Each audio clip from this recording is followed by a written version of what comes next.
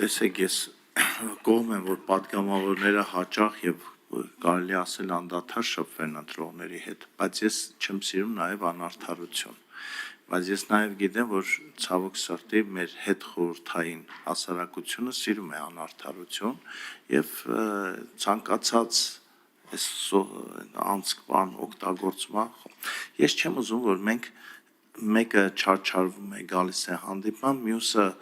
իմանա այս հնարավորության մասին, տանը նստած եւ որպես կանոն դուք էլ լավ գիտեք, թե հիմնականում ովքեր են սիրում պատգամավորների հետ կան հանդիպման։ Այդ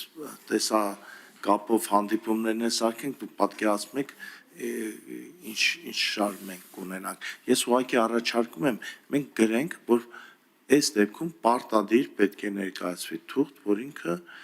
խնդիր ունի տեղաշարժի հետ կապված, պարտադիր։ Թող իր հարազատնա, չգիտեմ ով, բերի ինչ-որ կարգով ամրագրենք, որ մնացած իրավունքներն էլ ոնց որ չխաբենք, էլի մեկը ազնիվ է, մեկը անազնիվ է։ Էս եմ առաջարկում։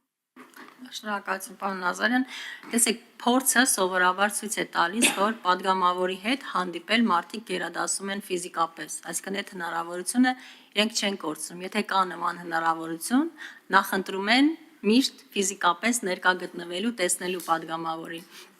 Եւ այն մարդիկ, ովքեր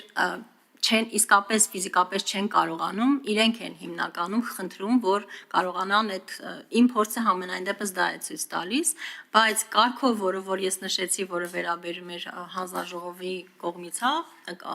աշխատակազմի ղեկավարի հրամանին, այս դեպքում այո, դա կարող է ամրագրվել, այսինքն կոնկրետ դեպքում տվյալների պարագայում հավաքագրել ոչ միայն օրինակ անձնագրի տվյալներ հեռախոսահամար հասցե կամ այն խնդիրը, որի համար դիմում է, այլ նաև տեղաշարժման խնդիր ունենալու պարագայում, եթե ինքը ուզում է, ապա հավաստող փաստաթուղթը կամ հավաստող որևէ տվյալ դա կարող է։ Պարզապես դա օրենքի կարգավորման տիրույթում չի, այստեղ մի քիչ ավելի լայն ենք ձևակերպումը տալիս։